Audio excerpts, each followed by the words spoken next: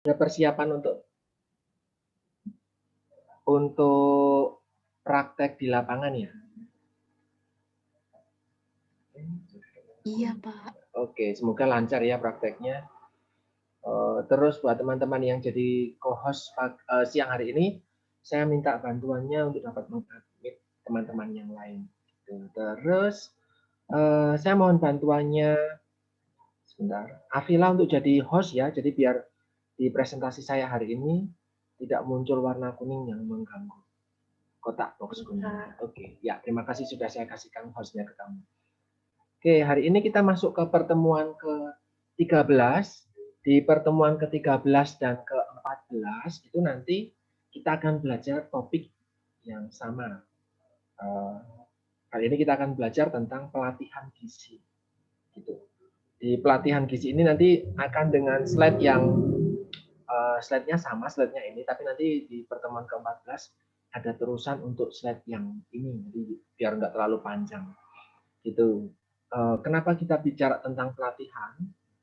Kita sejak awal dibuat saya sama Bu Hilda mengajak teman-teman itu belajar konsep tentang pendidikan gizi atau edukasi gizi itu sifatnya berjenjang. Ya. Di awal kemarin sama Bu Hilda 1-7 belajar tentang konsep secara umum, terus dengan saya belajar tentang konseling, itu salah satu arahan dari pendidikan gizi yang lebih ke private. Terus setelah konseling kita belajar tentang mengembangkan medianya, mau media pendidikan, edukasi yang secara massal, konseling, konsultasi dengan media itu. Terus kita belajar bagaimana kita salah satu bentuk edukasi itu tidak hanya ngajak orang buat berdiskusi tentang sesuatu, tetapi kita memamerkan sesuatu. Ada produk-produk yang kita pamerkan, ada produk-produk yang kita perkenalkan ke orang-orang. Kemarin kita sudah belajar itu. Nah, di pertemuan hari ini dan besok kita akan belajar tentang bagaimana kita menyelenggarakan suatu pelatihan gizi. Namanya pelatihan. Maka yang ingin di-upgrade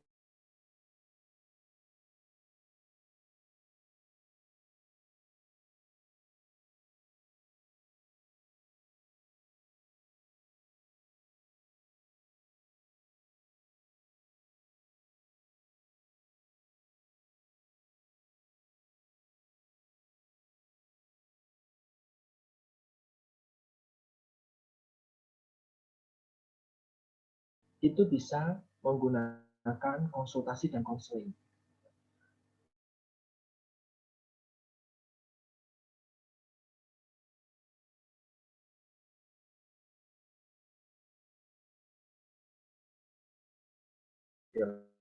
Teori, kalau saya tidak salah seperti itu butuh waktu lama untuk membentuk sampai ke tahap kebiasaan atau perilaku. Nah, tidak semua hal yang diberikan ketika pemberian edukasi gitu untuk membentuk pengetahuan, melakukan konseling, konsultasi untuk sampai membentuk sikap, itu tidak hanya dengan memberikan informasi-informasi saja. Seperti halnya teman-teman ketika berkuliah MIPM. Nah, saya ambil, maka tadi saya membuka dengan sapaan tentang MIPM. Tentang manajemen institusi, kalian sudah belajar di manajemen dasar, ya semester 4. Manajemen dasar lanjut ke manajemen institusi penyelenggara makanan dasar. Jadi sudah belajar tentang konsep manajemen, langsung diarahkan lagi ke manajemen institusi penyelenggara makanan. Dalam hal ini bisa catering, tetapi masih dasarnya dulu. Setelah itu lanjut lagi ke MIPM lanjut. Itu semuanya pemberian pengetahuan kemarin-kemarin. Dari kalian nggak tahu apa-apa menjadi tahu tentang sesuatu. Nah, tetapi ternyata tahu saja itu kurang. Maka dari itu, Prodi bekerja sama dengan berbagai macam catering, menyiapkan kalian untuk dilatih. Jadi tidak hanya tahu, tetapi bisa melakukan. Nah, ini sama seperti konsepnya kita pada siang hari ini. Bagaimana kita konsepnya dalam pendidikan gizi, bagaimana kita tahu sesuatu tentang gizi tetapi juga mahir, ya, advance, terlatih. Nah, di sini kita menjadi salah satu topik yaitu pelatihan gizi. Itu kaitannya seperti itu. Kenapa ada mata kuliah yang sampai harus diberikan praktik, ya, praktik kadang tidak hanya di laboratorium tetapi sampai ke praktik di lapangan, benar-benar di lapangan. Baik itu nanti di puskesmas, di rumah sakit, ataupun juga di aneka macam catering. Jika teman-teman ini karena kita kuliah di kampus kesehatan ya, kalau teman-teman kuliah di kampus secara umum ya universitas, itu bahkan selain terjun ke lapangan sesuai dengan ranah pendidikannya masing-masing, teman-teman akan diajak untuk berkolaborasi dengan jurusan lain yang sama sekali tidak ada korelasinya.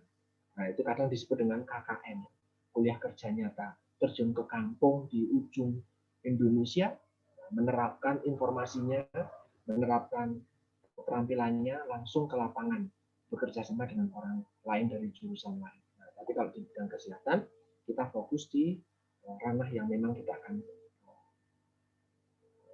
kerjakan nanti ketika lulus. Yaitu intermezzo pembukaan untuk hari ini, manajemen pendidikan pelatihan gizi.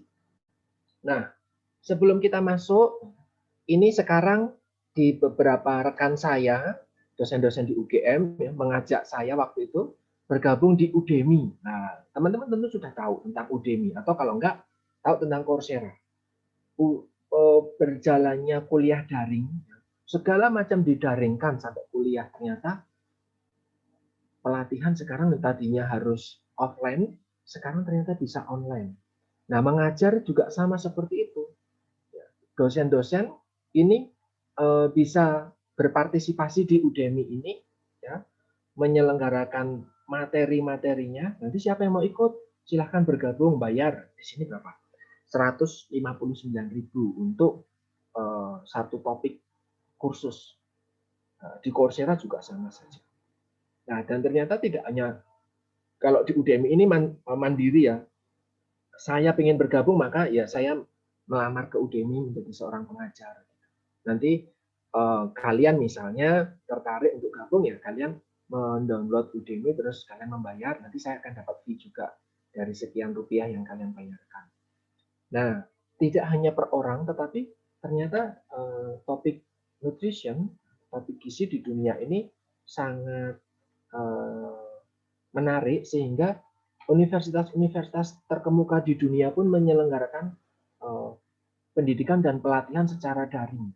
Ini misalnya Stanford, satu dari 5 universitas terbaik di dunia, ternyata juga menyelenggarakan pelatihan di bidang gizi dan pangan, bahkan termasuk memasak. Di British Nutrition Foundation juga sama. Ini adalah salah satu cabangnya dari BMJ, British Medical Journal, dan British Nutrition, semacam persaginya di Inggris Raya sana. Mereka juga menyelenggarakan online training. Ini gara-gara pandemi semuanya serba online. Tadinya tahun sebelumnya 19 belum ada nih Kak gini. Seperti ini mereka belum ada. Nah, banyak sekali yang bisa kita pelajari. Apa sih gizi? Bagaimana gizi dengan suplemen? Bagaimana cita rasa dan rasa lapar, food allergy. Teman-teman yang berkuliah di bidang gizi tentu sudah mempelajari ini semua. Terus ini buat siapa? Pertama, buat orang seperti kita ya, akademisi gizi yang mau memperdalam topik sesuatu bisa ikut di sini. Tetapi buat orang-orang di sana yang belas, nggak punya latar belakang gizi, tetapi ya, punya keinginan atau punya punya hati buat belajar tentang gizi, bukan lewat kampus ya, mereka bisa ikut kayak gini. Kebanyakan para pelatih kebugaran, teman-teman dari tenaga kesehatan yang lain, misalnya dokter mau ambil kursus tentang ini, mereka boleh. Kenapa mereka ngambil seperti ini? Karena semakin ke sini bidang gizi itu semakin diminati. Tetapi kalau memang harus kuliah, ya itu makan waktu panjang, 4 tahun. Kan nanti kalau harus ditambah dengan profesi harus tambah lagi dengan 1,5 tahun. So, itu terlalu lama. Nah, banyak orang mengambil jalan pintas, saya ingin ambil topik gizi dengan kebugaran. Pelatihan seperti ini yang mereka bisa ambil. Nah, slide berikutnya ini juga pelatihan, ada 2 pelatihan.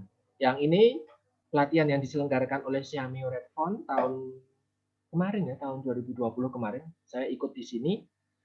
Yang materinya saya bagikan ke kalian di mata kuliah asuhan gizi itu, saya dapatkan semuanya dari sini. Terus di sebelah sini juga ada nih 4-5 tahun yang lalu pelatihan tentang NCP. Kenapa NCP ya, asuhan gizi? Ternyata NCP ini menjadi sesuatu yang memang harus dilatih terus-menerus. Misalnya saya pernah mendapatkan kuliah NCP atau asuhan gizi dulu ketika saya S1 misalnya. Tetapi ketika saya bekerja di rumah sakit, misalnya saya bukan dosen ya, saya bekerja di rumah sakit, saya tidak lagi mendapatkan materi itu. Saya hanya mendapatkan apa yang dulu pernah saya dapatkan, itu cuma 1 kali. Nah, padahal konsep NCP itu selalu berganti-ganti setiap periode. Ada pengembangan. Yang kedua, ilmu pengetahuan juga semakin berkembang. Dahulu terapi untuk diabetes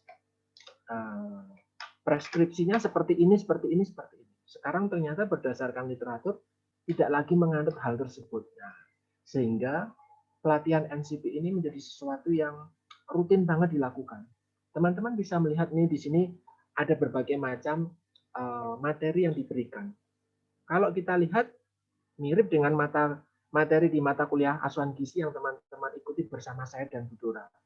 Konsep dasar NCP, screening, assessment, diagnosis, intervensi, monef, dan aneka macam studi kasus. Persis.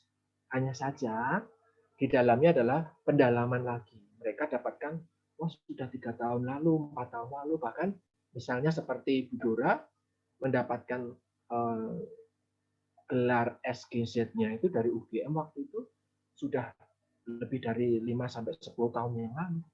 Ilmunya sudah usang, maka dari itu beliau dan rekan-rekan yang ada di rumah sakit harus rajin ikut pelatihan, ikut seminar. Nah, dan ternyata teman-teman bisa lihat biayanya. Mahal banget, 1.500.000 hanya untuk mendapatkan materi-materi yang teman-teman bisa dapatkan melalui perkuliahan. Nah, itu adalah beberapa pembuka untuk contoh pelatihan yang diselenggarakan di level internasional dan di nasional di kita. Nah, di pertemuan 13 dan 14 ini kita akan bahas 5 topik ini. Untuk 13 kita akan bahas dari topik nomor 1 sampai nomor 3. Mulai dari mengkaji kebutuhan, kenapa sih apa yang sebenarnya dibutuhkan oleh klien, sampai kita merencanakan. Nanti di pertemuan berikutnya kita akan belajar tentang pelaksanaan sama monitoring dan evaluasinya. Oke, ini. Jadi pelatihan itu merupakan suatu siklus. Dulu saya mendapatkan materi tentang asuhan gizi misalnya, ya. Terus berikutnya berkembang, dan ternyata akan ada hal-hal yang baru. Maka dari itu saya butuh dilatih lagi. Tadi sudah disampaikan seperti itu. Sama seperti itu, maka siklus pelatihan juga bersifat berputar. Apa sih yang menjadi kebutuhan tahun ini? Sekarang semuanya dosen-dosen dilatih untuk bisa menggunakan Zoom. Ya, teman-teman mungkin belum sadar, tetapi 2019 awal pandemi, ya, waktu itu tuh Zoom itu harus diajari kalau nggak teman-teman. Sebelum kita belajar memberikan materi kuliah waktu itu, saya pun memberikannya bukan pakai Zoom ya, waktu itu saya merekam pagi-pagi betul ya, dini hari saya merekam, terus saya berikan ke kalian lewat YouTube. Dosen-dosen yang lain belum melakukan hal tersebut. Mereka masih menggunakan kuliah di WhatsApp. Waktu itu ya, awal-awal pandemi. Saya menggunakan lewat YouTube. Jadi saya mengajar seperti ini, terus saya rekam pakai screen recorder, saya upload di YouTube yang bergiga-giga waktu itu, luar biasa. Tapi sekarang ada Zoom. Ketika ada Zoom, kampus menggunakan Zoom, itu pun tidak semua dosen bisa menggunakan Zoom. Ya. Harus dilatih dulu. Dilatih. Sekarang harus pakai media online, pakai e-learning dengan Big Blue Button, Big blue button nggak bisa dipakai atau belum bisa dipakai, tapi pakainya Zoom. Nah, maka butuh pelatihan online untuk dosen-dosennya dulu. Nah, apa tujuannya? Misalnya. Terus bagaimana direncanakannya waktu itu? Kami belajar karena saya sama Isaki sudah menggunakan Zoom sejak Maret 2019 waktu itu ada programnya Isaki, teman-teman di sini juga banyak yang ikut. Nah, saya waktu itu mengajari teman-teman dosen di GISI bagaimana sih menggunakan Zoom dan lain-lain. Nah, jadi direncanakan butuh Zoom dulu, waktu itu belum bisa beli Zoom, maka pakai Zoom gratisan. Zoom gratisan hanya 40 menit, 45 menit. Akhirnya saya pinjam Zoom-nya Isaki selama berjam-jam belajar. Lalu setelah itu pelaksanaan pelatihan dan dievaluasi. Oh ternyata Zoom sama Bu Katrin, oh Zoom itu penting, maka langsung beli Zoom. Berapa kuotanya?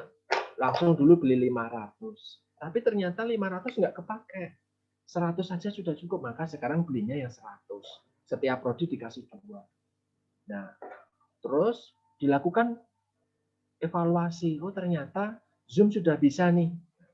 Sekarang bagaimana cara menggunakan Zoom biar lebih besar lagi, tidak hanya untuk perkuliahan, sekarang untuk webinar, untuk aneka macam, dan sebentar lagi saya tergabung di konferensi internasional yang diselenggarakan sama NERS. Ya, ada pengembangan lagi lebih lanjut. Itu butuh pelatihan lagi, bagaimana cara koordinasi dan yang lain.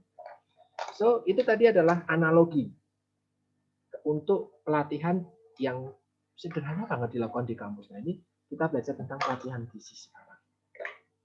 Yang pertama adalah kita mengkaji dulu, kita mengassessment dulu. Apa sih yang sebenarnya menjadi kebutuhan?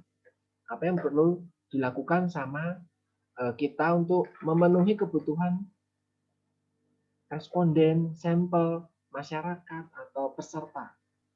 Nah, dengan mengkaji kebutuhan ini, teman-teman mahasiswa ini bisa belajar 3 hal. Kalian bisa mengumpulkan, mengolah, menganalisis data. Ya. Berikutnya, masalah yang terjadi itu apa? Dalam pengetahuan, apakah pengetahuannya memang mereka kurang? Atau justru mereka sudah tahu, tetapi sikapnya belum mendukung? Atau sikapnya sudah tahu, pengetahuan sudah tahu, tetapi belum menjadi sebuah kebiasaan? Misalnya. Nah, berikutnya, kalau itu yang sudah terjadi, apa yang bisa kita lakukan? Nah, ini adalah tujuan dari pelatihan. Misalnya, ini nanti akan ada beberapa contoh. Nah, pengkajian kebutuhan pelatihan. Kenapa harus dikaji lebih dahulu? Untuk mencari gap atau kesenjangan. Ibu dengan balita usia 0, balita baru dilahirkan, maaf. Itu setelah itu kan diberikan ASI. Nah, selama 6 bulan pertama, ibu tidak perlu mikir banyak hal. Asal makan cukup, dan yang lain, ASI cukup. Maka setelah 6 bulan, sudah harus disiapkan MPASI. Nah, yang disebut dengan kesenjangan adalah seperti ini contohnya, teman-teman. Yang seharusnya terjadi adalah ibu tahu. Ibu tahu tentang MPASI itu diberikan kapan. Ibu tahu MPASI itu bikinnya dari apa. Ibu tahu cara memberikan MPASI. Ibu tahu bahan-bahan MPASI itu apa aja, berapa banyak, dan kebutuhan gizi anaknya itu berapa. Levelnya tahu, ibu tahu. Tetapi disebut dengan kesenjangan adalah ketika ibu nggak tahu. Ya, seharusnya mereka tahu, tetapi ternyata faktanya di lapangan banyak ibu nggak ngerti. Itulah disebut dengan kesenjangan atau gap. Ada masalah di situ. Yang seharusnya tahu, tapi ternyata nggak tahu. Terus, ibu sudah tahu, tetapi nggak ngerti caranya. Saya tahu beli buku, saya tahu sudah nonton di YouTube, tetapi belum pernah praktek. Maka dari itu banyak pelatihan cara bikin MPASI. Ya, yang saya tahu tahun lalu ke tahun sebelumnya itu, sebelum pandemi kalau saya tidak salah, itu timnya Bu Hilda itu bikin tuh pelatihan pembuatan MPASI di wilayah Pringwulung waktu itu. Kenapa? Ya karena beliau melihat ada kesenjangan yang seharusnya ibu itu ngerti, tahu, dan terampil menyiapkan MPASI. Tapi ternyata faktanya di lapangan ya, setelah dikaji di Posyandu dan di PKK gitu ya, misalnya dikaji, itu ternyata banyak ibu yang nggak ngerti. Ya saya tahu, tetapi saya nggak terampil cara menyiapkannya. Gitu. Jadi kadang disiapkan sama neneknya, misalnya seperti itu. Atau beli jadi aja deh, yang tinggal diseduh. Itu sikap. Keterampilan, itu tadi yang belum terampil, yang seharusnya terampil. Nah, semuanya itu kesenjangan itu yang seharusnya tahu tetapi malah ternyata nggak tahu, yang seharusnya terampil tetapi nggak terampil, yang seharusnya terbiasa dan bisa mengolah makanan menjadi MPASI tapi ternyata tidak. Nah, semuanya itu bisa diperbaiki dengan pelatihan. Itu yang disebut dengan pengajian kebutuhan pelatihan. Caranya gimana? Kalian bisa observasi, kunjungan langsung ke Posyandu, kunjungan langsung ke misalnya ke PKK. Ketika ada PKK, ada kegiatan dasawisma, ada kegiatan Posyandu, coba kita bisa bertanya, kira-kira di sini warga di sini butuhnya apa ya? Ada keterampilan yang cukup atau enggak ya? Bisa dengan wawancara FGD Focus Group Discussion gitu ya. Kita sengaja mengumpulkan para ibu-ibu ya di wilayah tertentu, yuk kita tanya. Kita kumpulkan para lansia, yuk kita tanya. Para lansia di sini, simbah-simbah di sini, tahu nggak ya kira-kira caranya menyiapkan makanan untuk kondisi simbah-simbah yang nggak bisa mengunyah, misalnya gitu. Atau jangan-jangan simbah di sini semuanya beli. Ya, dengan FGD kita tahu masalahnya mereka.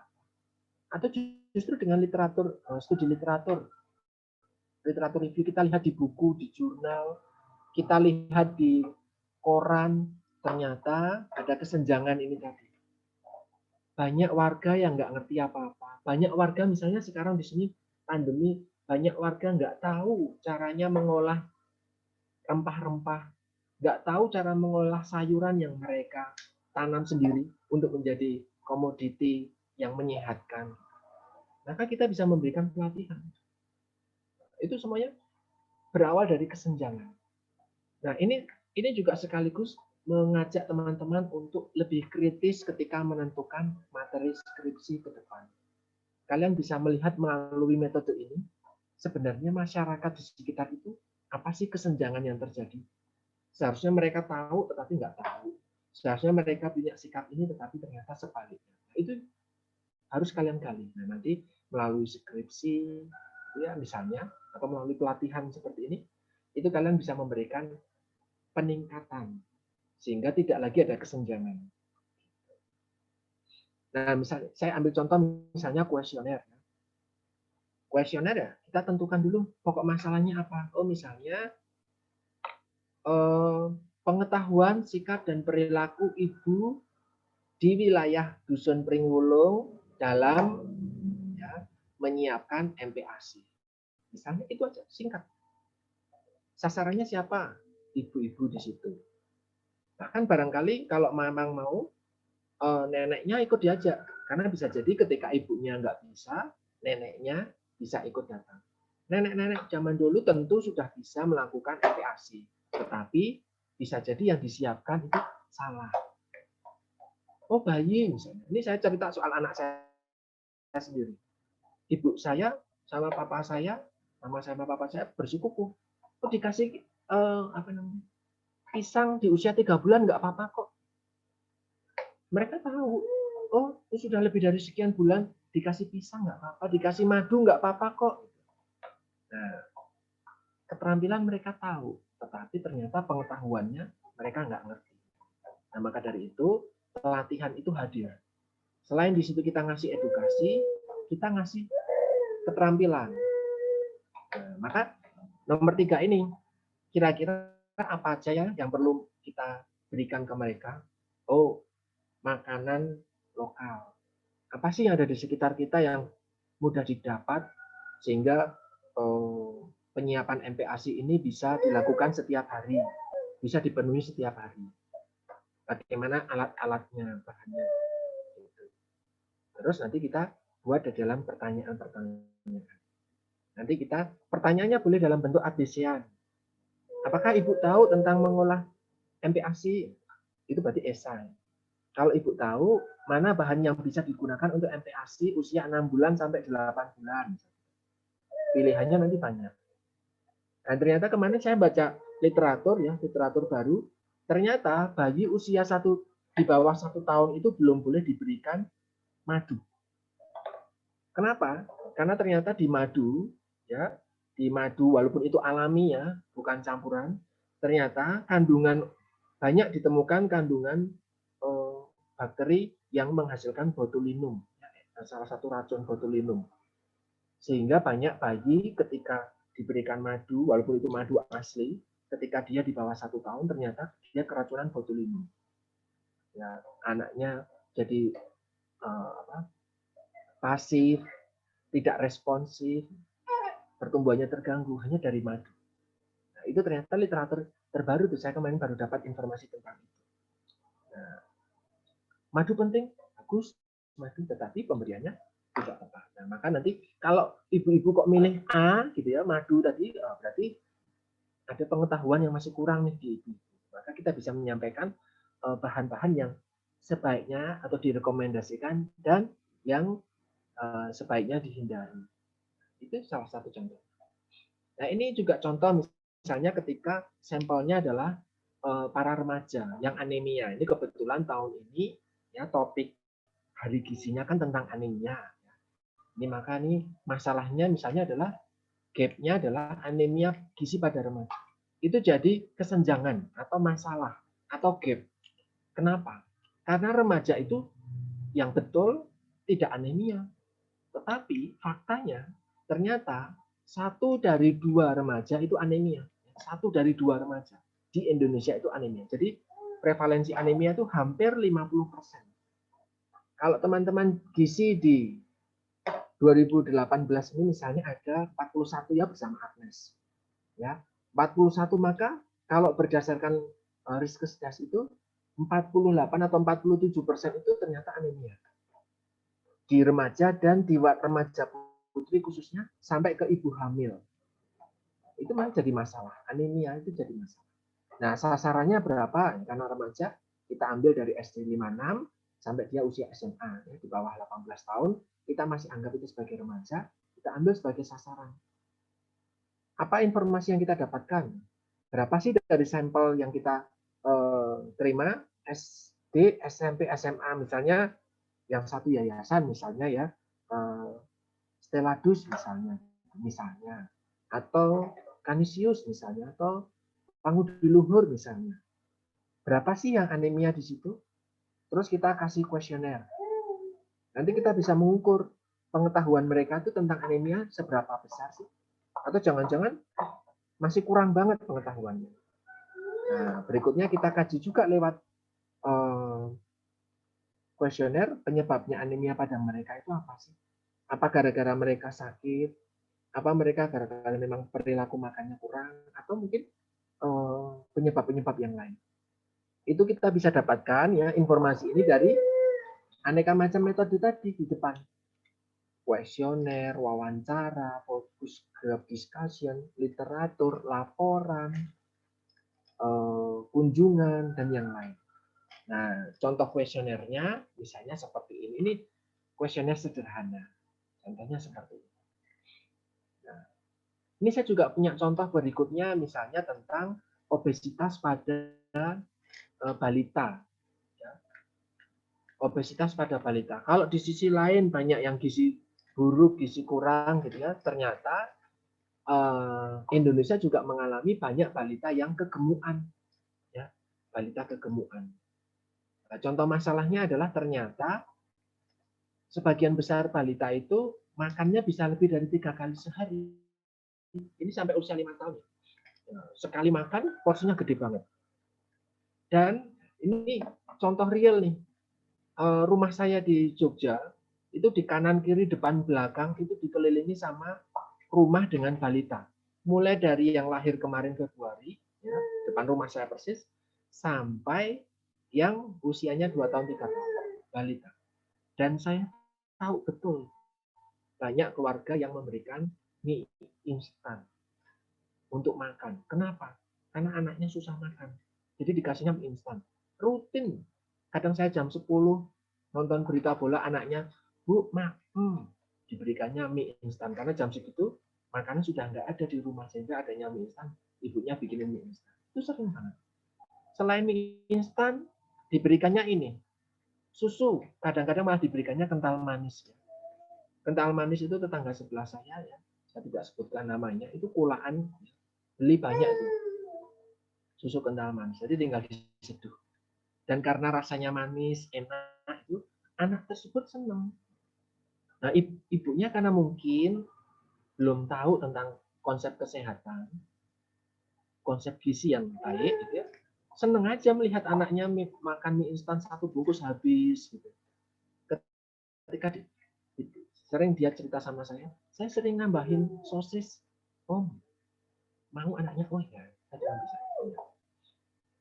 Kalau minum susu juga habis. Saya kadang ketika Natal kemarin diberi susu sama kampus, ya, karena saya laktos intoleran, jadi nggak makan susu, nggak minum susu, maaf. Itu susu 1 liter saya berikan ke tetangga saya, itu habis dalam 2 hari. 1 liter habis dalam 2 hari, karena apa ya? Karena senang banget. Ya, pada saya pengen itu bisa lebih hemat. Nah, berikutnya ini dia, lebih suka makanan yang manis dan digoreng. Nah, itu masalah-masalah yang bisa kita lihat di lapangan di sekitar kita. Bahkan barangkali teman-teman sendiri merasakan hal yang sama, baik di diri kalian ataupun mungkin keluarga kalian atau teman kalian atau tetangga kalian. Nah, contoh rumusan masalahnya, ya, pengkajiannya seperti ini. Kalau makan bayi lebih dari 3 kali dengan porsi yang besar, ya, maka kita bisa menentukan mereka itu, keluarganya atau ibunya atau orang tuanya itu butuh ditingkatkan pengetahuannya sama keterampilannya. Menentukan porsi yang betul itu seberapa sih? Berapa kali sih harusnya makan? Saya ambil contoh karena ini real time ini, di samping saya anak saya sedang disuapi. Jadi bisa ngambil contoh anak sendiri. Dari yang 3 sendok, 4 sendok, sekarang bisa sampai 7 sendok, 8 sendok. Setiap hari, sampai 10 sendok. Setiap kali makan. Dengan bahan-bahan tertentu. Nah, nanti ada selingan juga. Selingan yang betul itu apa sih? Kenapa sih mie instan dianggap di sini sebagai masalah? Mie instan itu natriumnya banyak. Bukan hanya di bumbu, tetapi di minyak, di bawang gorengnya. Di mie instannya itu juga ada natrium dalam bentuk pengawet. Ya, teman-teman kalau lihat kemasannya itu natriumnya, persentase natrium itu bisa sampai, ada yang sampai 100% lebih. Artinya kebutuhan sehari natrium 2.500 mg itu dipenuhi dalam sebungkus mie instan. Bagaimana jika balita itu makan mie instan 2 kali sehari? Teman-teman bisa lihat dampaknya. Dia sudah mengonsumsi lebih dari 5.000 mg. 2 sendok teh. Yang seharusnya itu dikonsumsi orang dewasa dalam 2 hari, itu dikonsumsi balita dalam 1 hari.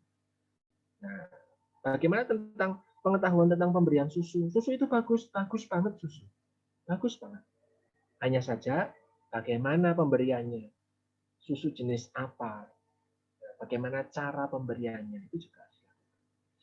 Nah, ini yang bisa teman-teman nanti lakukan di lapangan ketika teman-teman berpraktek di gizi masyarakat, di puskesmas.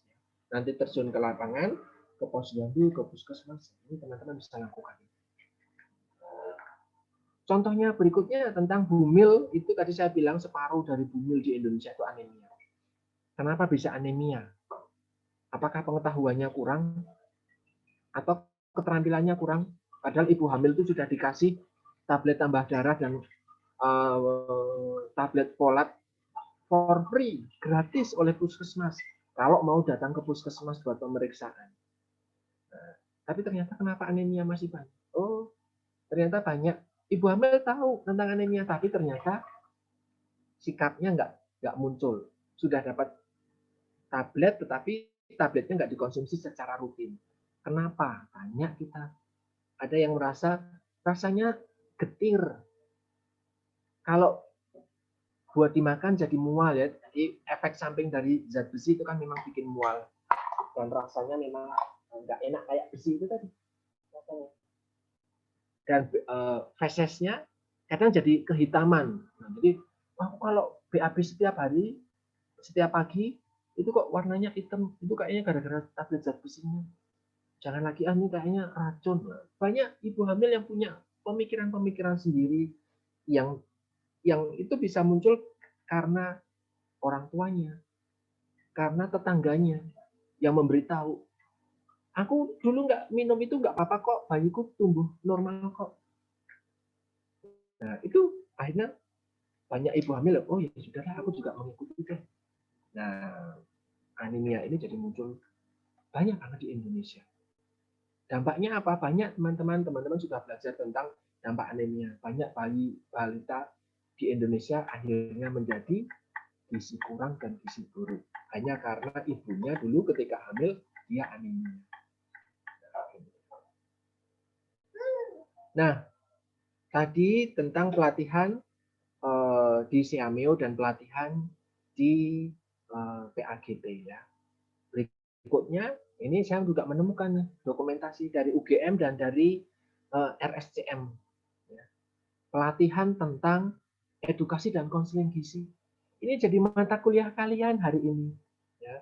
Pendidikan dan konseling gizi jadi mata kuliah, ternyata orang-orang ahli gizi itu mereka harus dilatih lagi, harus dipanaskan ulang. Dulu pernah dapat materinya tetapi sudah lupa. Akhirnya melakukan, ya ini biasanya RSCM ya, berarti rumah sakit ya. Mereka berarti pesertanya adalah ahli gizi yang di rumah sakit. Kenapa ahli gizi di rumah sakit kok masih harus dilatih? Gara-gara bisa jadi cara mereka memberikan edukasi itu kurang. Cara mereka memberikan konseling itu masih kuno. Caranya masih belum bagus. Itu mereka kadang harus diberikan pelatihan. Dan biayanya luar biasa, teman-teman. Sampai 4 hari dan biayanya hampir 3 juta sendiri. Satu orang. Ya, padahal ahli gizi ada berapa orang. Jadi, ini menjadi sesuatu yang sampai sekarang ini masih dilakukan. Berikutnya, selain topik yang di mata kuliah kita ada, edukasi dan konseling gizi, semua kampus di Indonesia melakukan hal ini, kampus gizi di Indonesia memberikan pendidikan ini, mata kuliah ini. Tetapi ada mata kuliah atau bahan kajian yang tidak diajarkan di banyak kampus. Contohnya ini, gizi molekuler. Ya, gizi molekuler itu hanya menjadi salah satu topik bahan kajian di mata kuliahnya Bu Sinta. Ya. Tetapi tidak menjadi mata kuliah sendiri, tetapi di UGM jadi mata kuliah sendiri. Ya karena urgensinya mereka lebih ke arah klinik. Tentang apa sih genetik, apa sih mutasi, apa sih nutrigenomik dan nutrigenetik, ini Mas Heri Freitag gizi 2003 UGM. Mas Rio ini juga akhirnya ini tahun ini saya ajak di mata kuliah imunologi, mengajar di semester anak 2019 kemarin. Ya ini juga gizi angkatan 2006, 2003. Ya, ini SGZ semua nih dua-duanya. Nah ini ada mata kuliah, ada topik tentang gizi molekuler. Kenapa ini penting untuk dilakukan? Ya, karena ternyata sekarang kita itu intervensinya adalah sampai ke genetik. Nah, orang dengan genetik tertentu dietnya tertentu. Orang dengan genetik ini dietnya ini. Nah, ini tetapi ya di mata kuliah ini, di materi ini tidak diberikan di mata kuliah. Ini ada di topik di bahan kajian di isu diet. Ya, nutrigenomik sama nutrigenetik itu saya berikan di isu diet, tetapi tidak terselenggara di tahun ini. Mungkin tahun depan terselenggara. Kenapa? Karena ini semakin ke sini banyak orang yang memberikan intervensinya kok di luar negeri, di Eropa khususnya, itu sekarang semua penelitiannya adalah tentang nutrigenomik. Sama-sama orang obes, tapi ternyata dietnya bisa berbeda. Gara-gara yang satu punya gen obesogenik, gampang gemuk, yang satunya tidak punya gen obesogenik, tetapi memang mungkin ada penyakit tertentu dan yang lain. Jadi intervensinya sampai molekuler. Dampaknya apa? Ya, kita bisa men-setting dalam tanda kutip, kamu bisa jadi kurus, kamu bisa gemuk, kamu bisa sehat dengan melihat genetikmu. Ini itu gara-gara tidak ada mata kuliahnya atau belum ada mata kuliahnya, tetapi topiknya itu penting, itu jadi kesenjangan, toh? Nah, maka dilakukan pelatihan. Siapa yang mau? Anak S1 boleh, S2 boleh, S3 boleh, alumni juga boleh. Itu nanti dapat diskon. Tapi siapapun yang tertarik mau ikut, orang random, orang dari jurusan mana mau ikut, silakan. Tetapi lebih penting kalau orang gizi, karena lebih sesuai dengan topiknya. Itu pelatihan. Nah, sekarang kita belajar tentang tujuan pelatihan. Nah, tadi contoh tujuannya adalah bagaimana kita meningkatkan pengetahuan, meningkatkan keterampilan, atau apa. Teman-teman bisa melihat banyak sekali kesenjangan yang ada di sekitar kita. Tetapi wilayah satu dengan wilayah lain berbeda. Ya. Kalau di wilayah Pringgulung bisa jadi tidak lagi ada yang anemia. Di wilayah Pringgulung bisa jadi ya ibu hamil, anak bayi, balita, ya sampai remaja itu sudah bisa makan pola gizi seimbang, sehingga tidak perlu ditingkatkan kepengetahuannya. Nah, tetapi barangkali mereka punya permasalahan yang lain, maka apa yang bisa cocok sama orang atau kelompok masyarakat tertentu tersebut. Meningkatkan.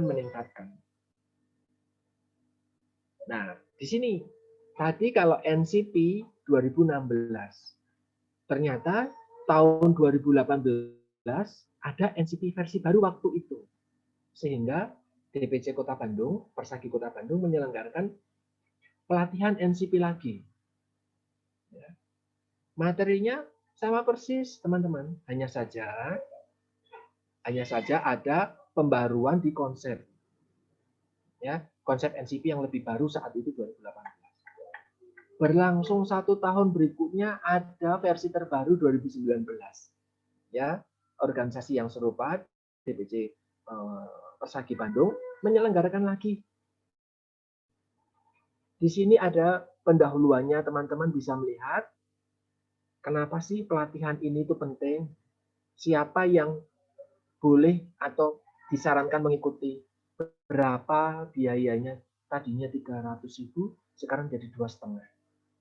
Luar biasa naiknya. Dan ternyata 2019 melakukan ini, 2020 ada asuhan gizi yang baru. Yang teman-teman bukunya kemarin sudah saya posting di grup. Sehingga seharusnya DPD Persagi ini mereka melakukan pelatihan lagi karena ada konsep yang baru. Kalau dulu, ya, ini intermezzo lagi. Kalau dulu waktu zamannya 18 dan 19 ini tidak ada diagnosis namanya NO. NO, ya, tidak ada itu, tidak ada. Jadi mau nggak mau ketika kita menemukan pasien kok bingung, ini nggak ada masalah di intake, nggak ada masalah di behavior, nggak ada masalah di klinik, kita bingung carinya. Tidak ada diagnosis gizi. Pada akhirnya tertulisnya itu. Tetapi ya, NCP terbaru 2020 itu ada. Untuk kondisi tersebut ya, muncul diagnosis NO. Ya, artinya ya memang tidak ada diagnosis gizi, tetapi ada kodenya. Kalau dulu nggak ada. Nah, itu. Dan seperti kemarin teman-teman menyimak perbincangan saya dengan siapa? Regina melihat bahwa kalau kode ini ada di NI sekian Pak, tapi ternyata di konsep yang baru itu bukan NI itu, ada di NI sekian, jadi ada perubahan lagi. Nah, maka harus dilakukan pelatihan lagi, karena bisa jadi ahli gizi yang sudah mengikuti ini yakin betul, saya sudah bisa asuhan gizi paling baru, sudah melakukan pelatihan. Tapi ternyata ada konsep baru, ya mau nggak mau ini usang. Mereka harus dilatih lagi. Nah, hanya saja ketika saya melihat hal tersebut, saya belum menemukan Persagi Bandung dengan yang terbaru itu sepertinya belum, gara-gara ya pandemi itu belum sempat, gara-gara pandemi. Karena ini biasanya harus tatap muka. Kalau lewat daring susah, lewat daring susah. Ya bisa, tetapi relatif susah. Maka saya kembali lagi sebentar ya. Gara-gara ada pembaruan konsep, maka perlu peningkatan pengetahuan dan keterampilan ahli gizi di dalam menyusun asuhan gizi yang aman, efektif, dan efisien. Misalnya tujuannya seperti itu. Karena ada yang baru. Gap-nya, kesenjangannya, masalahnya adalah mereka terlatih, mereka tahu, mereka terampil, tetapi dengan konsep yang lama. Sedangkan faktanya ada konsep baru yang harus dilakukan. Gitu. Yang harus dilakukan. Misalnya ini, tahun 2019 ya, yang dijadikan literatur untuk latar belakang adalah SK Permenkes 374 2007 tentang standar profesi gizi. Padahal tahun 2020 ada 2019 itu 2020 akhir 2019 akhir atau 2020 kalau saya tidak salah itu ada Permenkes yang menggantikan ini ya. Nah, maka ada aturan baru lagi. Nah, itu maka itulah kesenjangan. Apa yang terjadi itu berbeda dengan apa yang seharusnya. Nah, maka ada di situ perlu dilakukan adjusted, perlu dilakukan penyesuaian. Bisa diberikan edukasi, bisa dilakukan pelatihan. Nah, bagaimana kita merencanakannya setelah kita tahu bahwa ada kesenjangan tadi, gitu ya. Nah, maka ini kita bicara di dalam mempersiapnya kita bicara dulu tentang kompetensi. Apa sih kompetensi? Ini ada dua konsep kompetensi. Pengertiannya sama aja. Tetapi yang jelas adalah komponennya ada pengetahuan, ada keterampilan atau keahlian, ada sikap dan perilaku. Tadi saya sudah bilang ya, PSP ditambah keterampilan. Ya. Jadi kalau teman-teman sudah tahu tentang misalnya isi piringku, sudah tahu tentang konsep isi piringku, sudah tahu, sudah ahli tentang menyusun, sudah terampil menyusun isi piringku, mempraktekkannya, sudah terampil, sudah tahu kalau harus coba di sini ada lauk, ada protein, karbohidrat, sayuran, buah, bla bla bla bla bla. Coba isi piringku itu seperti apa sih? Oh ya, seperti ini. Jadi langsung bisa disajikan di piring saji. Sekian, ini isi piringku. Itu keahlian. Terus sikap. Oh ternyata teman-teman mahasiswa gizi 2018 setiap hari, setiap kali makan ya, sudah langsung mempraktekkan ya, isi piringku di rumah masing-masing. Menjadi perilaku atau kebiasaan kalau itu sudah setiap hari dilakukan. Ketika teman-teman sudah mencapai level pengetahuan, keahlian, sikap, dan perilaku, maka teman-teman gizi 2018 ini sudah kompeten di topik, di bidang isi piringku tadi. Itulah kompetensi. Asal untuk diketahui aja, ya, saya sama tim kurikulum prodi gizi ya, kami sedang melakukan evaluasi kurikulum. Kami sedang mengecek kompetensi mahasiswa. Harapannya nanti ketika tahun depan ya, kami untuk 2017 khususnya 17 ya, akan lulus itu, sebelum lulus mereka akan melakukan uji kompetensi, UKOM. Ya, kalau teman-teman keperawatan sekarang sedang persiapan untuk UKOM, uji kompetensi. Jadi dilihat, kalau hariannya kan kita sering melakukan ujian sumatif, ujian semester, tugas, responsi, dan yang lain. Kalau UKOM itu sifatnya nanti nasional. Jadi mirip seperti ujian nasional kalau dulu ketika sekolah. Soalnya terpusat, dari pusat sama. Nah, mereka membuat soal, ya, terus melihat apakah kamu bisa menjawab soal yang dari nasional itu atau belum. Ya, Kalau ternyata kamu bisa menjawab, ya maka kamu sampai level ke pengetahuan. Tetapi nanti soalnya itu disusun dengan kasus-kasus. Soalnya itu soal kasus. Persis dengan aneka macam jenis soal yang saya berikan ke kalian. Bapak A dibawa ke rumah sakit karena penyakit ini. Yang menjadi ciri khas penyakit itu adalah A, B, C, D. Jadi pertanyaannya mirip-mirip seperti itu. Bukan langsung, misalnya diabetes ya, pertanyaan tentang diabetes. Oh, pertanyaan biasa itu pertanyaannya gini. Ciri khas diabetes adalah 3P. Salah satu P adalah apa? Misalnya gitu. Itu adalah pertanyaan yang biasa. Pertanyaan di UKOM, pertanyaannya bentuknya seperti ini. Seorang bapak usia 47 tahun dibawa ke rumah sakit dengan keluhan khas diabetes. Keluhan khas diabetes yang disampaikan seorang ahli gizi tertulis 3P positif di catatan medis pasien tersebut. 3P yang dimaksud adalah, itu pertanyaan. Jadi pertanyaannya panjang, ada body pertanyaannya dulu. Itulah ciri khas pertanyaan di UKOM. Nah, teman-teman akan dilihat, apakah selama berkuliah di Stikes Panti Rapih ini sudah memiliki pengetahuan, sudah memiliki kecakapan tersendiri. Sehingga ketika menjawab soal-soal kasus, soal-soal nyata yang dituliskan di dalam soal UKOM itu tadi, itu bisa atau belum. Kalau untuk teman-teman keperawatan, ujian kompetensi itu ditetapkan sebagai namanya itu adalah salah satu syarat kelulusan. Saya sempat lupa istilahnya. Artinya gini, nilai IPK, ya IPK akhir ditambah nilai UKOM, ya itulah nanti nilai kelulusan. Jadi kalau nilai UKOM-nya rendah, maka teman-teman keperawatan akan ada yang tidak lulus. Jadi harus mengulang UKOM lagi sampai dia lulus. Nah, puji Tuhan, teman-teman keperawatan banyak banget yang kelulusannya itu 99% sampai 100%. Ya, ada yang 1-2 yang memang tidak lulus.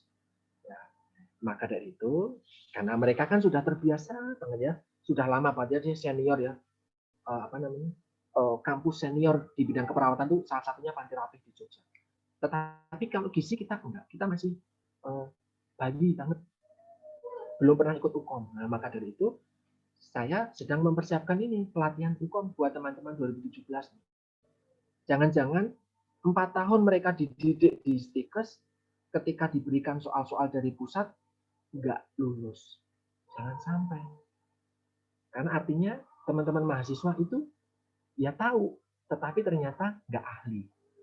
Ahli, tapi ternyata nggak ngerti kenapa mereka melakukan itu. Gitu. Jadi kenapa sih pemberian garam itu di akhir setelah memasak, misalnya gitu. Jadi kalau masak itu pemberian garam itu di akhir. Kenapa? Mereka keahlian, mereka tahu dari dulu kebiasaannya gini Pak. Alasannya apa? Mereka nggak ngerti. Maka ahli tetapi nggak ngerti. Atau tahu tetapi nggak ahli, nggak terampil.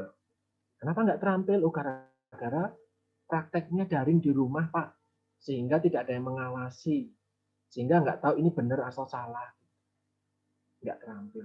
Cara mengukur lila bayi, cara mengukur lingkar kepala bayi, tahu secara teori, tetapi secara fakta, ahlian, kamu bisa menggendong bayi, kamu bisa menenangkan bayi yang rewel ketika lihat orang asing, secara teori tahu.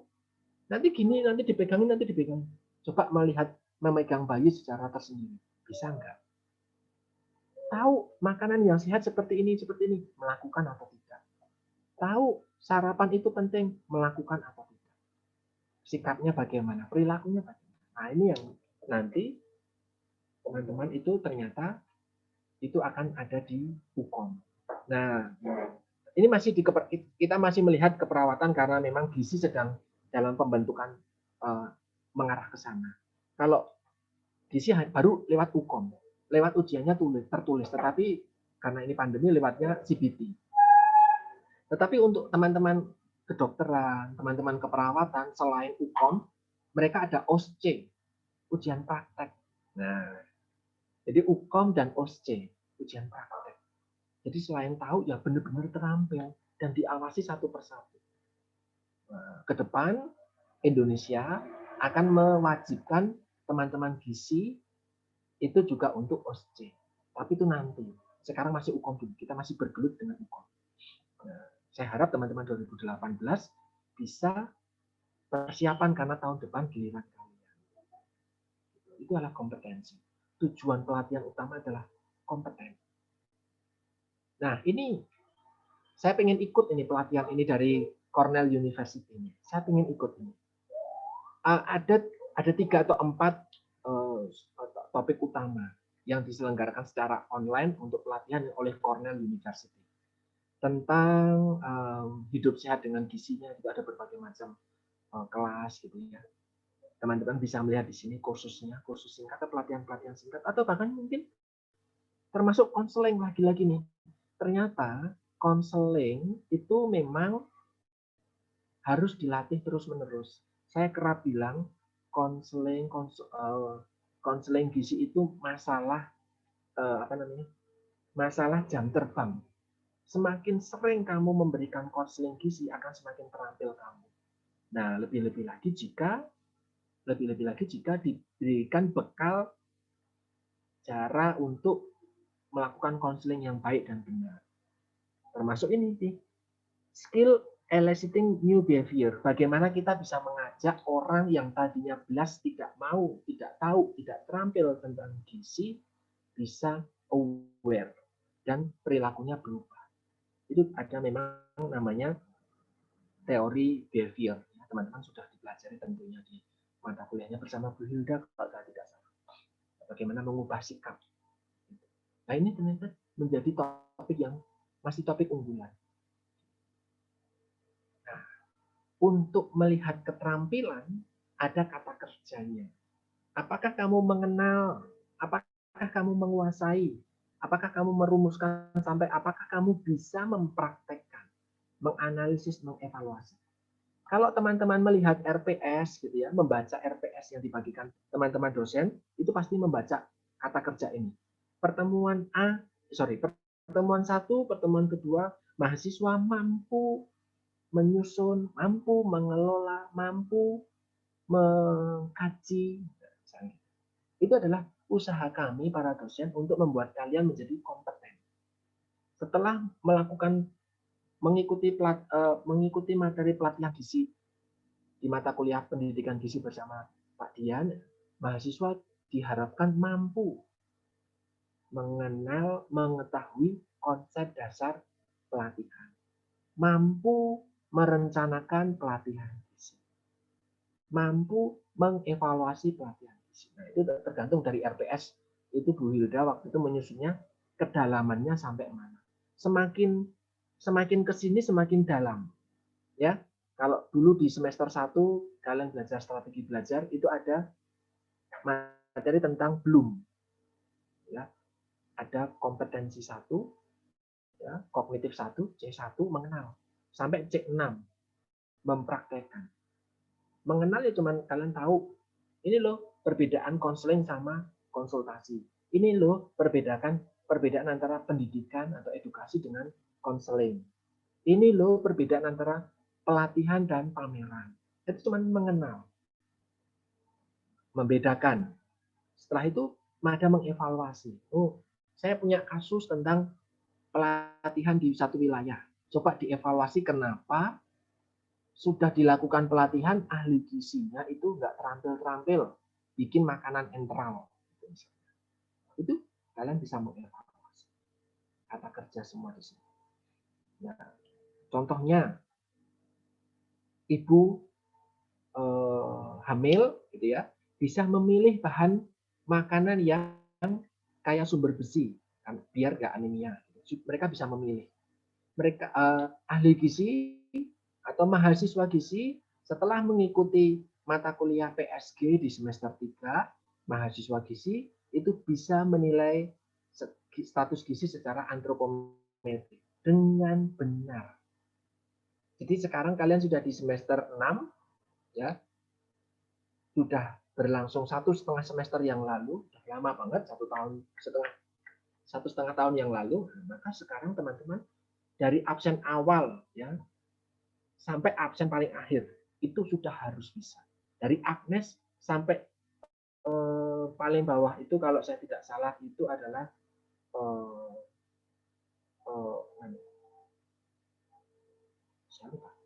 Yohanes. Atau paling bawah siapa? Paling bawah lagi ada lagi nggak sih? Data paling bawah itu absensinya paling bawah adalah yang itu si Yohanes. Saya lupa namanya. Yohanes siapa? Kayak saya jadi lupa. Yohanes Heri ya. Maaf Her, saya lupa. Pangling namamu Heri. Lama nggak kelihatan. Yohanes Heri atau enggak Yohana Ayu. Nah, dari Agnes sampai Ayu dan Heri semuanya bisa mengukur antropometri. Mulai dari mengukur berat badan, tinggi badan, rentang lengan harus bisa. Kalau belum bisa atau salah ya, maka sebenarnya kamu belum kompeten. Atau dalam tanda kutip, kamu sebenarnya belum lulus dari mata kuliah PS. Itu harus dilatih lagi. Nah, maka butuh pelatihan.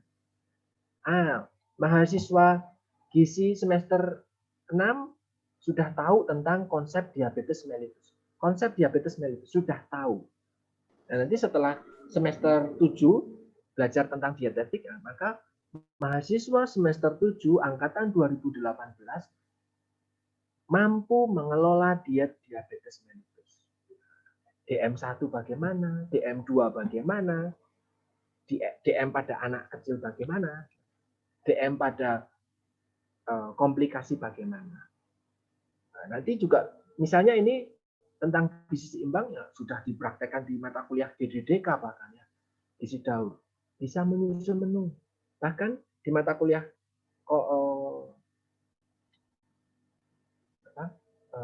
kuliner, teman-teman bisa menyusun menu dan bahkan mempraktekkan menunya.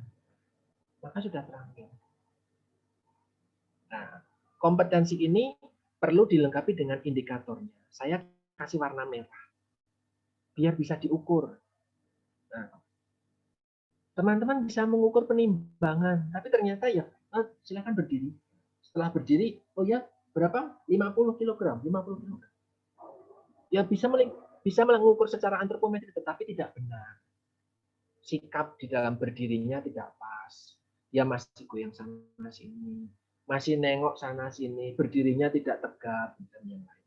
Nah, maka ketika hanya bisa mengukur berat badan saja tanpa benar atau salahnya, maka kita belum bisa menilai. Ini jangan-jangan mahasiswa gizi ini belum terampil. Mahasiswa gizi belum kompeten. Nah, ini pelatihan-pelatihan ini sering dilakukan. Kalau dulu saya ketika kuliah di Undip itu melakukan, ya himpunan saya melakukan pelatihan kepada ibu kader. Kenapa kader? Karena kadang kalau di masyarakat, kader itu sudah tua-tua. Kenapa? Karena yang muda itu nggak mau jadi kader. Satu. Yang kedua, orang tua tadi itu berdasarkan kebiasaan. Oh, dari dulu, dari zaman saya jadi kader dan masih muda, cara nimbang bayi ya kayak gini, Mas. Itu ternyata salah. Ya, kita hadir, ngasih tahu, Mbak, Bu, ini yang betul seperti ini. Maka kita melatih kader. Alasan yang ketiga adalah kader itu mandiri. Teman-teman dari puskesmas, teman-teman dari puskesmas itu sangat jarang datang ke posyandu. Sangat jarang. Karena posyandu di dalam satu puskesmas itu banyak dan mereka rolling. Jadi mereka kadang mengunjungi satu posyandu itu 1 bulan sekali atau 3 atau 4 bulan sekali. Jadi kadang di dalam pertemuan di posyandu tidak ada meja kelima, tidak ada orang dari puskesmas, sehingga orang puskesmas tidak bisa mengawasi apakah pengukuran antropometri yang dilakukan oleh kader yang sudah sepuh, sudah tua-tua, itu betul atau tidak. Nah, kebanyakan salah. Alat timbangnya juga sudah rusak atau sudah tidak baik. Nah, maka teman-teman gizi waktu itu saya itu bikin pelatihan ke ibu kader. Teman-teman di sini nanti ketika sudah boleh praktek di lapangan juga bisa melakukan. Himpunan juga bisa melakukan. Tidak harus berkaitan dengan mata kuliah, tidak harus.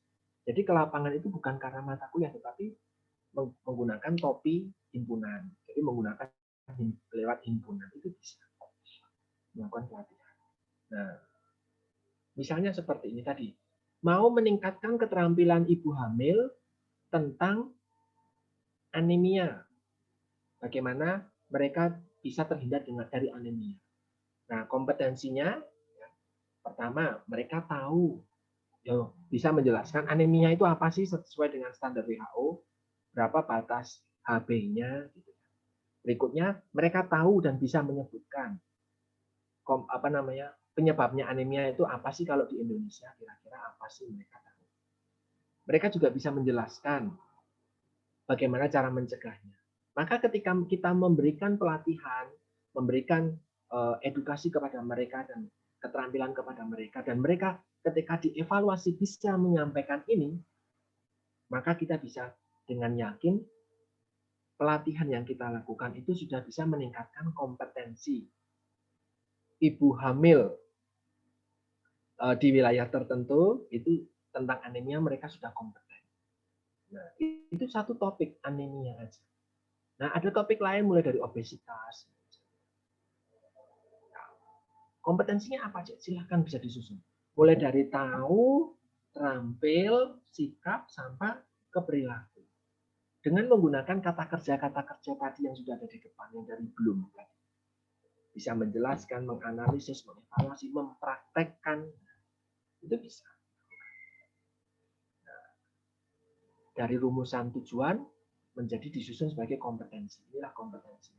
Dengan mengikuti pelatihan asuhan gizi, dengan mengikuti pelatihan asuhan gizi, peserta bisa menjelaskan konsep ADIME. Peserta mampu menyebutkan komponen assessment. Ya, ada A, B, C, D, E, F. Peserta mampu menjelaskan atau mampu menyusun diagnosis berdasarkan asesmen yang dilakukan. Itu nanti menjadi kompetensi. Ayo yang bocor tolong di... Ya, Erika dimatikan dulu ya. Oke. Dari kompetensi itu nanti muncul sebagai pengalaman belajar. Pengalaman belajar ini yang penting buat kalian. Kalian dibandingkan tahun lalu ketika sebelum pandemi, atau bahkan ketika awal pandemi, itu kita punya pengalaman belajar yang berbeda-beda. Sebelum pandemi, ketika kita masih tatap muka, kalau nggak tahu bisa tanya. Saya juga bisa tahu tampang orang yang belum paham itu seperti apa, terus bisa, kamu sudah paham belum? Saya bisa melihat. Jadi saya bisa memberikan penjelasan ulang buat teman-teman yang saya lihatnya, menurut kacamata saya itu masih kurang paham. Maka saya bisa melakukan, kalau dulu ada yang namanya post-test, misalnya. Sering saya memberikan post-test. Terus di awal pandemi, ya, semuanya sedang gegap dengan teknologi. Dari dosennya gegap teknologi, mahasiswanya juga ada gagap teknologi. Gagap teknologi plus gagap kuota internet saat itu. Jadi banyak yang internetnya nggak nyambung, bahkan mungkin sampai sekarang masih ada beberapa. Nah, sekarang di pandemi yang sudah 1 tahun, pengalaman belajarnya sudah makin membaik. Tetapi belum sebaik ketika tatap muka. Nah, ini yang menyebabkan saya pribadi, itu merasa khawatir. Apakah kuliah secara daring, praktek secara mandiri di rumah, apakah kegiatan-kegiatan penugasan dan yang lain yang kita nggak ngerti. Kita kadang cuma sekedar satu kelompok 10 orang, satu kelompok 8 orang. Ada yang kadang titip nama doang, nah, kita nggak tahu. Tahu-tahu ya nilainya bagus, tapi nanti ketika ada diterjunkan di lapangan semuanya mandiri, ternyata zonk. Nah, berarti ternyata ke lapangan itu belum kompeten. Nah, ini kompetensi itu adalah pengalaman belajar. Ketika kalian mendapatkan pengalaman belajar yang baik, maka kompetensinya akan semakin baik. Misalnya, kompetensinya tadi adalah mahasiswa mampu menilai status gizi dengan benar, ya, menilai status gizi dengan benar, mengukur status gizi dengan benar lewat antropometri. Nah, pengalaman belajar yang harus dilakukan adalah saya, Bu Dora, Bu Hilda, kita waktu itu tergabung di PSG di beberapa tahun, ya. Kita mengenalkan, ini loh alat ukur untuk antropometri, ini ada BIA, ini ada scale, ini ada infantometer, ini ada mikrotoa, ini ada skinfold caliper dan bla bla bla. Kita kenalkan ke kalian. Maka kompeten keterampilannya adalah mahasiswa 2018 mengenal alat ukur. Kita mengenalkan dan kamu bisa mengenal. Berikutnya, kita memberi contoh di depan. Ini cara mengukur berat badan balita seperti ini. Tetapi karena di kampus, balitanya dalam bentuk boneka yang pasif, yang ringan cuma 2 kilo. Padahal balita di lapangan bisa sampai, misalnya anak saya itu 9 kilo, 8 tahun, 8 bulan. Sudah 9 kilo. Dan sudah gerak-gerak minta ampun, gejol-gejol di sana sini. Menimbang dengan dajin itu ada 2. Dajin ketika ada dajin yang pakai sarung atau kain, jadi kalau bayi dimasukkan di situ dia gelap, cenderung rewel, atau dajin dalam bentuk bebek-bebekan, kayak kursi gitu, kotak kayu. Maka pandangan dia kemana-mana, dia bisa melihat ibunya di sampingnya dan yang lain. Jadi relatif anteng. Nah, bisakah kita mempraktekkan? Nah, kalau lewat video, ya kita mengenalkan. Kalian melihat. Tetapi kalau ketika praktek di kampus, ya pura-puranya itu ada ini caranya, langkah-langkahnya doang. Tetapi secara praktik, ternyata belum. Kenapa saya bisa bilang belum? Karena beberapa pertemuan terakhir saya tanya ke kalian. Apakah kalian pernah ke puskesmas? Posyandu? Tidak semuanya menjawab iya. Maksudnya berterlibat langsung mengukur. Tidak semuanya. Apalagi ini angkatan yang baru ini, 2019. Pengalamannya makin kurang lagi. Karena memang posyandu juga belum buka saat itu. Jadi memang permasalahan di sini. Pengalaman belajarnya jadi kurang. Mengukur panjang badan bayi. Ini kemarin saya pengalaman cerita, saya harus memarahi tenaga gizi di puskesmas di Purworejo. Gara-gara salah dalam mengukur panjang badan bayi.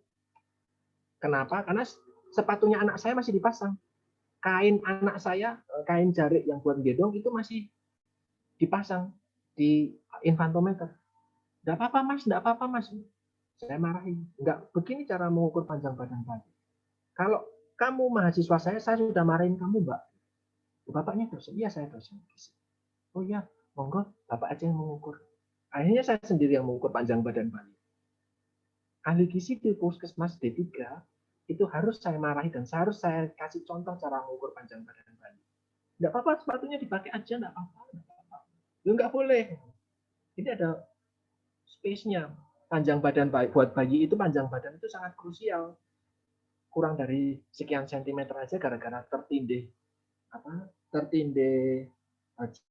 jarik badannya sehingga dia bisa lebih tinggi. Ada sandal atau sepatu, dia juga jadi lebih tinggi. Itu harus dicopot semuanya. Nah, itu pun harus diajari. Mengukur tinggi badan. Nah ini, balita usianya 1,5 tahun sudah bisa berdiri, diukurnya lewat pakai scale, pakai mikrotoa. Itu salah. Mau dia bisa berdiri kalau di bawah 2 tahun, ya di bawah pakainya infantometer. Nah, tapi dia sudah bisa berdiri Pak. Yo salah. Kalau pakai grafik WHO dan NCHS itu disusun dengan di bawah 2 tahun itu harus tidur meskipun dia sudah bisa berdiri. Ya, gitu. Itu informasi-informasi itu adalah pengetahuan. Nah, maka ketika berpraktek, teman-teman punya kompetensinya. Cara ngukur tinggi badan balita. Bayi Lita usia 2,5 tahun, itu lagi seneng-senengnya lari ke sana ke sini. Disuruh berdiri di situ, cepat dapat sepatu dan kaos kakinya, yuk berdiri, topinya dicopot, dipegangi biar dia anteng, terus mikrotoanya diturunkan. Kalau buat orang dewasa ketika kalian berpraktek di laboratorium gampang, diajak ngomong gampang. Coba balita. Coba bayi, ngukur berat badan bayi pakai daging. Tidak semua orang bisa. Tidak semua ahli gizi bisa. Tidak semua mahasiswa gizi bisa. Sekalipun kalian banyak yang perempuan. Nah, tidak semuanya bisa. Maka mau tidak mau, butuh pengalaman. Teman-teman di 2017-18 ini ada beberapa cowok. Rere, ada Pram, ada Galih, dan yang lain. Maka mau nggak mau, cowok pun harus bisa terampil. Tidak menimbang pentom, tidak menimbang patung, tidak menimbang boneka, tetapi bayi betul. Maka bisa praktek di posyandu, bisa praktek nanti di puskesmas nanti ketika bulan November kalian praktek di puskesmas. Kalian menimbang sendiri. Nah, harapannya tidak gugup. Waduh, bayinya nangis, bayinya nangis. Wow, kalian gugup, bayinya gugup. Nah, nangis. Nggak bisa diukur berat badannya. Nah, itu adalah pengalaman. Ngisi KMS. Ya. Kalau sekarang namanya bukan KMS, tetapi KIA, Kartu Ibu dan Anak. Nah, di buku KIA, ini saya karena punya KIA, kalau dulu, kalau bayinya cowok, bukunya biru. Kalau bayinya cewek, bukunya merah. Pink, maaf. Sekarang itu buku digabung jadi satu. Warnanya pink. Tapi di dalamnya nanti ada lembar grafik KMS yang bolak-balik. Bisa buat cowok, bisa buat cewek. Ada 2 lembar, cowok dan cewek. Sehingga bukunya cukup satu saja.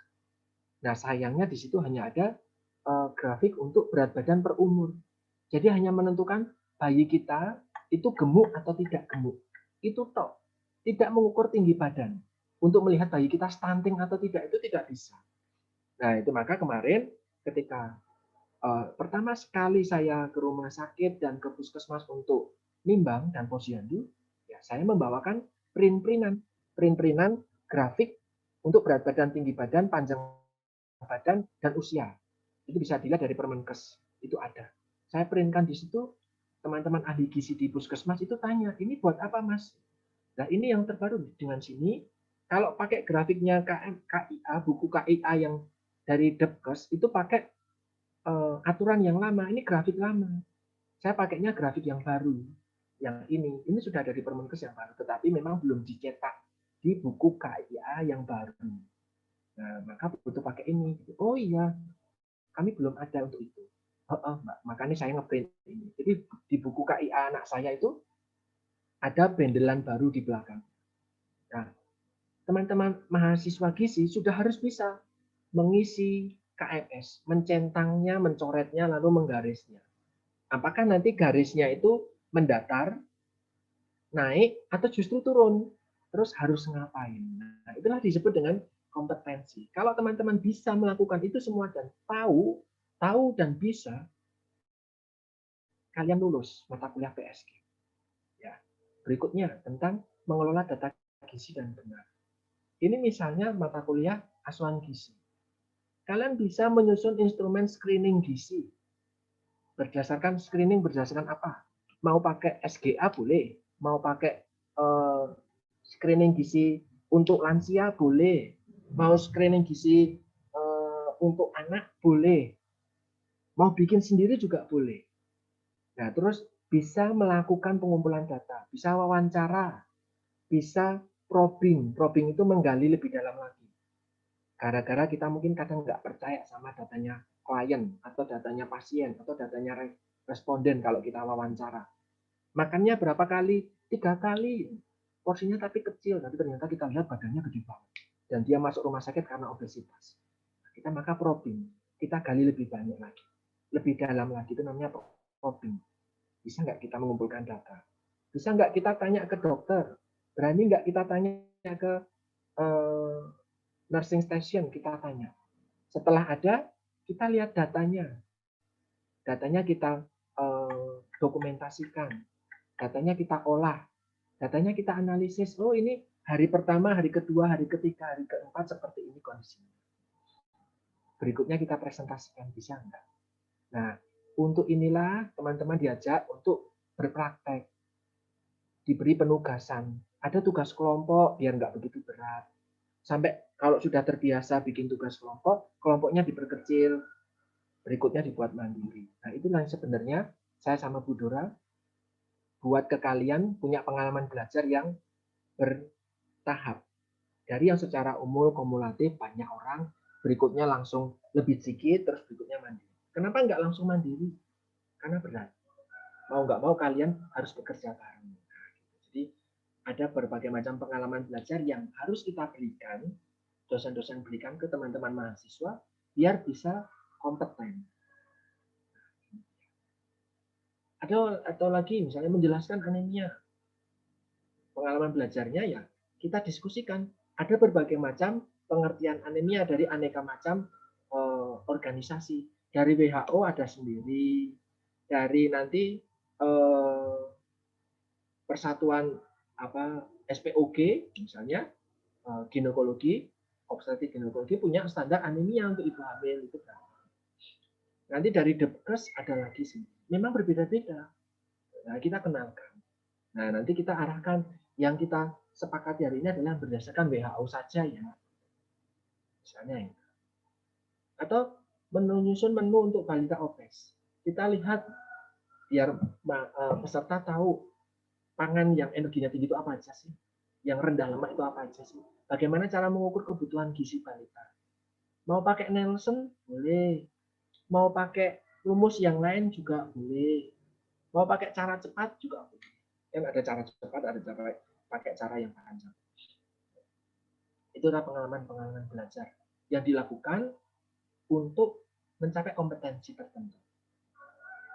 Nah, setelah itu kita perkirakan waktunya. Maka tadi ketika DPC Persagi Bandung itu melakukan pelatihan asuhan gizi itu sampai 4 hari. Nggak bisa 1 hari, harus 4 hari. Kenapa? Ya karena 1 hari bicara asesmen doang. 1 hari lagi besoknya bicara diagnosis. Dari pagi sampai sore bicara diagnosis terus. Aneka macam kasus, diagnosis.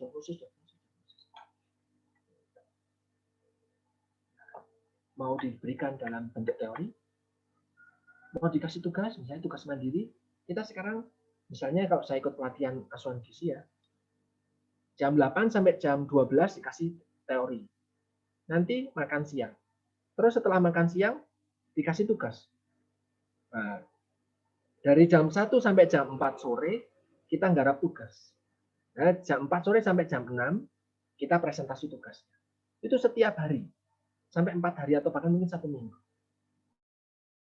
Nah, ini di luar pandemi ya, karena memang harus. Karena dulu pandemi sampai harus ke praktek ke lapangan.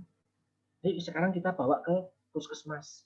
Kita bawa ke posyandu. Bisa nggak yuk kita nimbang bayi beneran.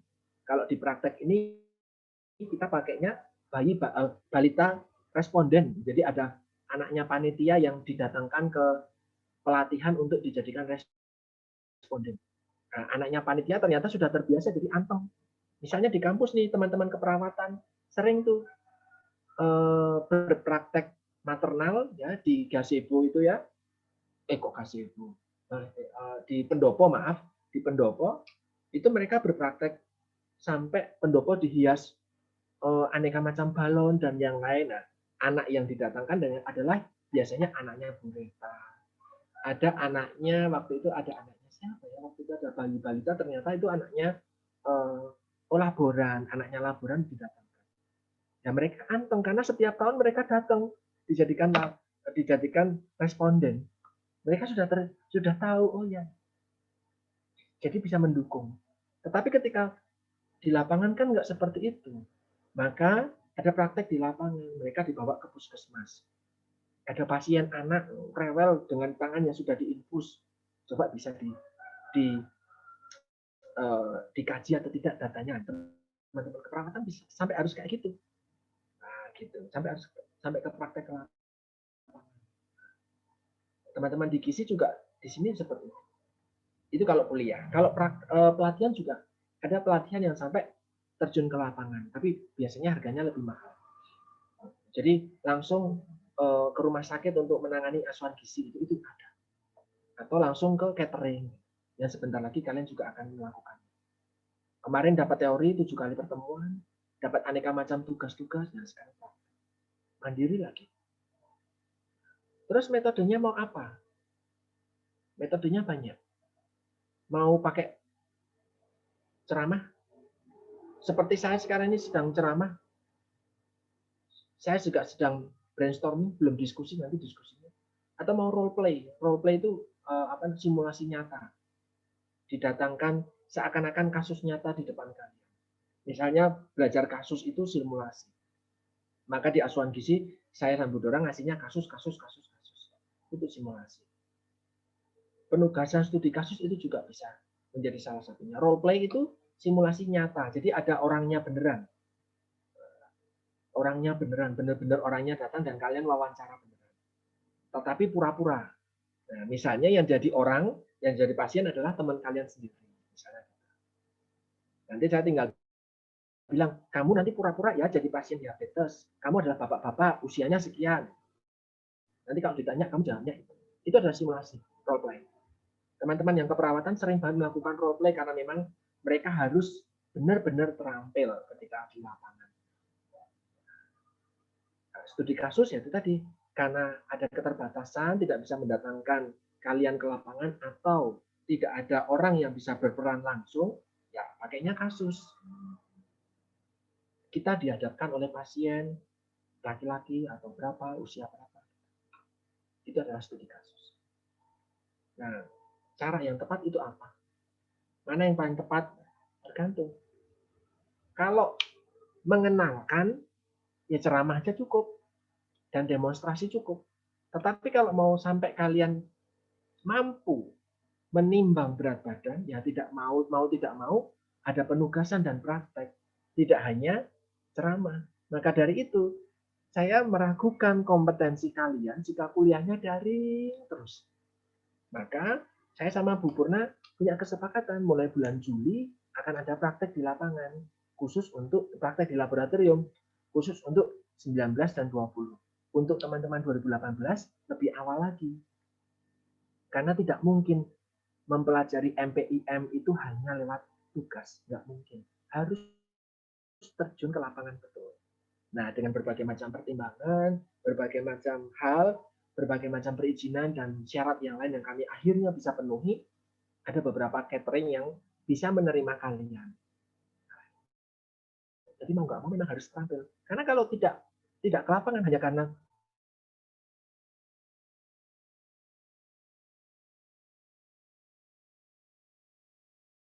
video tidak real, maka memang harus terjun ke lapangan. Nah, terus berikutnya setelah itu kita susun judul. Nah, pelatihan ini. Pelatihan ini. Atau contohnya ini tadi, saya posting ulang. Pelatihan asuhan gizi 2019 dari DPC Kota Bandung. Kapan? Di sini. Tempatnya di mana? Bayarnya berapa? Cara bayarnya gimana? Daftarnya gimana? Apa yang mau diberikan? Fasilitasnya apa? Narasumbernya siapa? Nah, ternyata narasumbernya teman-temannya sendiri dari Jawa Barat. Gitu ya. Tapi ternyata ada orang-orang yang memang kurang terampil sehingga perlu dilatih ulang. Nah, berikutnya ada kerangka acuan. Kerangka acuan ini kadang kita melihat sebagai seperti rundown atau seperti susunan proposalnya itu gimana sih? Sistematikanya seperti apa sih? Teman-teman yang kemarin sering saya ajak di webinar, di seminar gitu ya, jadi panitia, saya yakin sudah kapan ketika bikin ini. Apa sih pendahuluannya, tujuannya, sasarannya, metodenya, sampai nanti barangkali ada sertifikasi yang diberikan, berapa biayanya, ada SKP-nya, dari Persagi SKP-nya berapa, teman-teman yang jadi panitia udah terbiasa banget. Makanya kalau jadi panitia keunggulannya adalah nanti ketika teman-teman bekerja, baik itu di dinas manapun atau di instansi manapun, kalian pasti bakal disuruh bikin event. Mau itu pelatihan, mau itu event tertentu, mesti harus bikin proposal. Dan disinilah teman-teman bisa belajar. Ya, ketika bikin webinar, ketika bikin seminar. Nah, ini misalnya, mohon maaf, ini kecil banget, nanti teman-teman bisa download di e-learning, sudah saya posting. Ini adalah list dari, sistematika kerangka acuan dari pelatihan online MOC dari Sameo Rekfon untuk TPG, tenaga pelaksana gizi. Harusnya yang ikut hanyalah ahli gizi puskesmas. Tapi karena saya kenal sama supervisornya pelatihan ini, saya minta tahun ini saya punya mahasiswa dan besok dia harus turun ke lapangan. Sedangkan di kampus hanya ada SGZ saya. Mohon saya boleh diikutkan sehingga nanti materi yang saya dapatkan di pelatihan ini saya share ke teman saya yang jadi PJ mata kuliah tersebut dalam ini Bu Hilda sama Pak Rianton.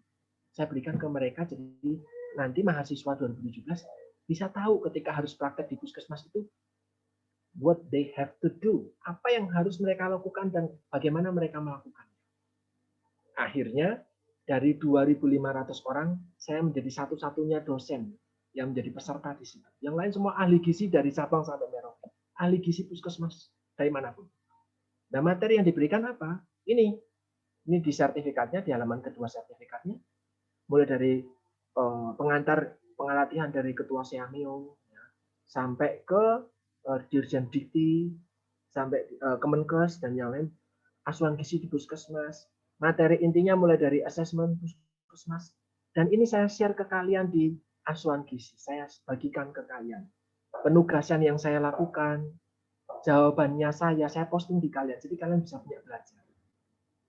Ya, Bu Hilda titip ini ke saya. Agar saya memberikan ke kalian. Karena semester depan tidak ada mata kuliah yang mendukung ini. Persiapan untuk kalau kalian mau ke puskesmas itu tidak ada mata kuliahnya lagi.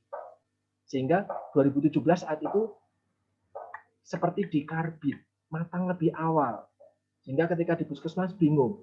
Saya sudah memberikan materinya, tetapi waktunya terlalu singkat untuk mereka pelajari. Nah, ini teman-teman 2018 sudah menyicil banyak di asuhan gizi. Sesuatu yang belum saya lakukan tahun lalu, karena memang belum mendapatkan pelatihan ini saat itu. Gitu ya. Nah, kontennya adalah sistematikanya, latar belakangnya dulu seperti ini.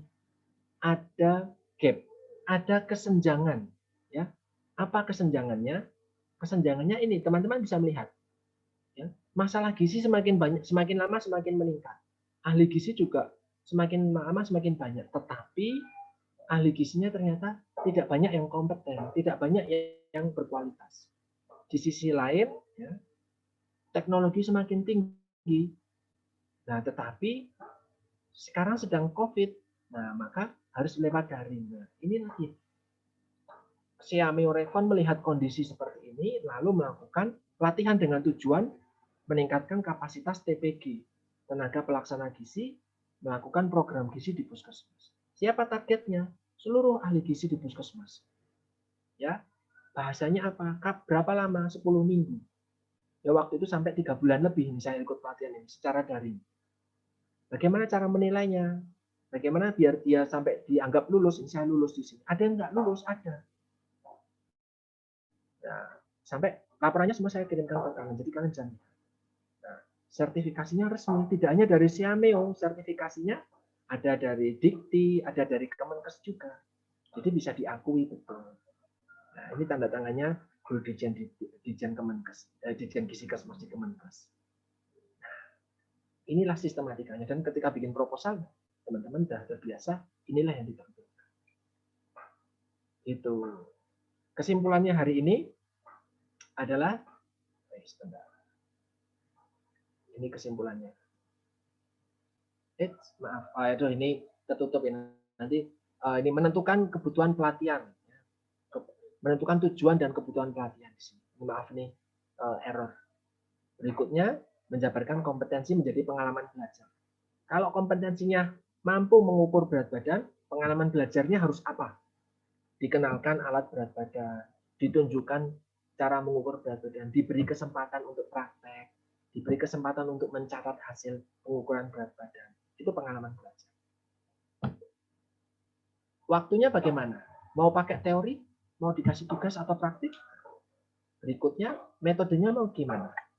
Ataukah cukup dengan ceramah saja?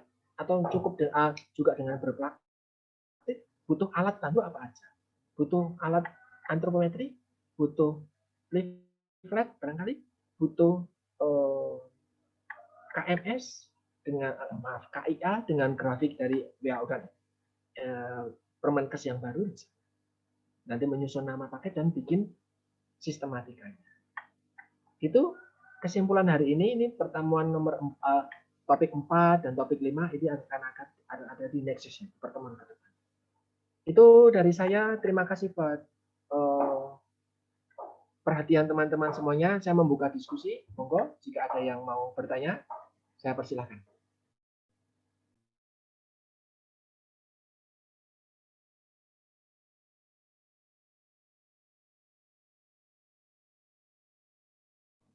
Oke, ada yang mau bertanya kan?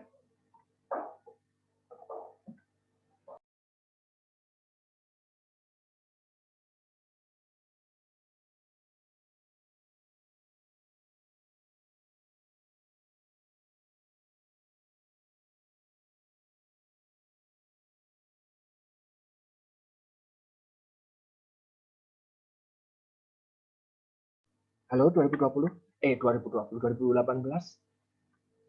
Ada yang mau bertanya? Ada sesuatu yang mau ditanyakan barangkali kurang jelas atau bagaimana? Monggo.